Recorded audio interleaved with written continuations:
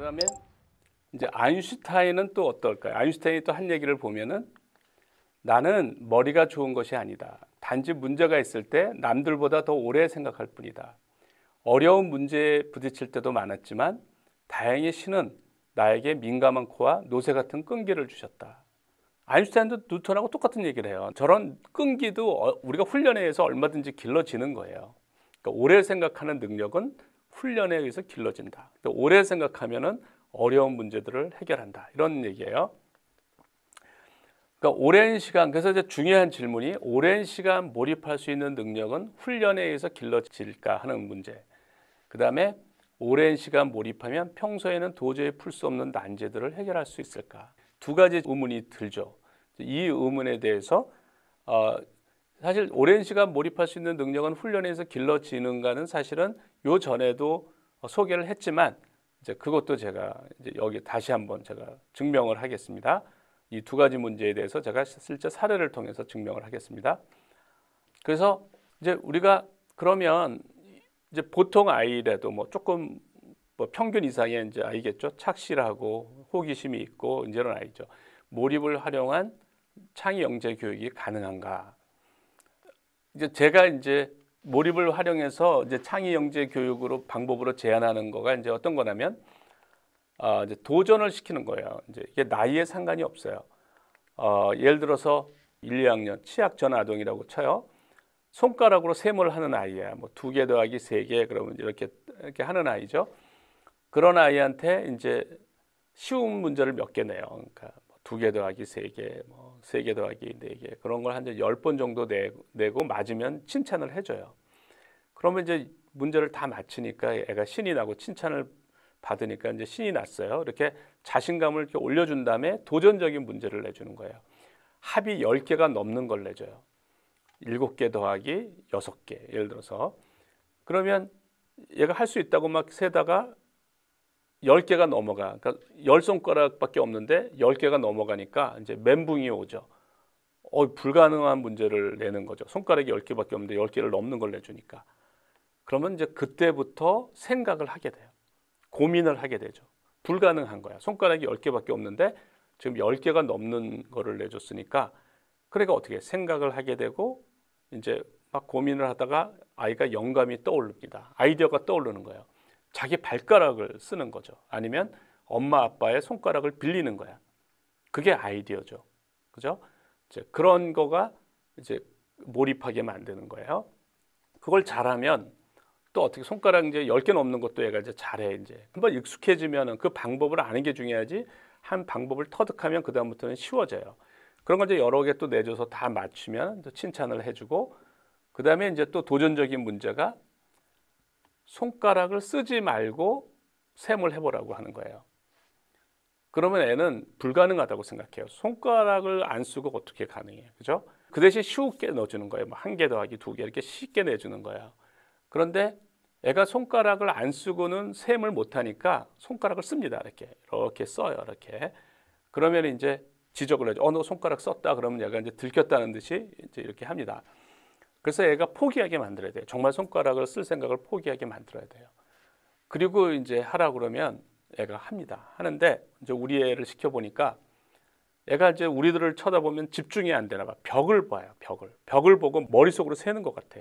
뭐 어떻게 세는지 모르겠는데 뭐 사과를 세는지 모르겠는데 답을 맞춰요. 그리고 이제 맞았다 그러면 본인도 너무너무 그걸 즐거워해요. 제가 불가능한 걸 한 거야. 불가능한 걸. 그러니까 손가락을 안 쓰고 셈을 한다는 건 불가능한 일이었는데 자기가 그걸 한 거야. 그래서 희열을 느끼고 이렇게 하는 거죠. 도전을 하고 적절한 도전을 하고 불가능해 보였는데 할 수 있다는 거를 자꾸 경험하는 거예요. 뭐 예를 들어서 초등학생인데 이제 사각형의 면적을 배웠어요. 사각형의 면적을 배웠는데 삼각형의 면적을 어떻게 구하는지가 아직 안 배웠어. 이런 애한테 이제 보통은 공식을 가르쳐 주죠. 높이 곱하기 밑변 나누기 이렇게 하는데 그 공식을 가르쳐 주지 말고 내주는 거야. 높이가 4cm고 밑변이 6cm인 직각삼각형이 있는데 이 넓이를 한번 구해봐라.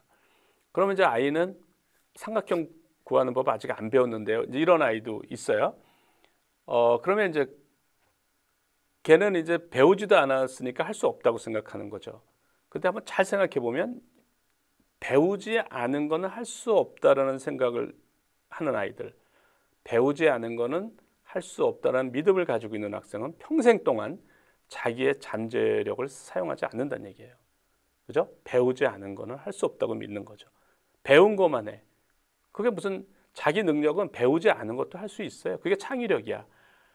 그러니까 이런 애일수록 그 생각을 바꿔줘야 돼. 네가 배우지 않았지만 생각을 하면 할 수 있어. 이렇게 해줘야 돼요. 뭐 짜증을 내는 아이도 있어요. 왜 가르치지도 않고 문제를 내주느냐 이렇게 이제 하는 애도 있어요. 그런 애일수록 그런 애는 이런 교육을 안 받았으면 큰일 날 뻔한 겁니다. 평생 동안 배우지 않은 거는 할 수 없으니까 무조건 애우려고 했겠죠. 자기가 가지고 있는 잠재력을 발달시키지 않았을까요? 평생 동안. 그러니까 어른이 돼서도 문제 해결을 못하고 이제 이렇게 살아가는 거죠. 경쟁력 없이.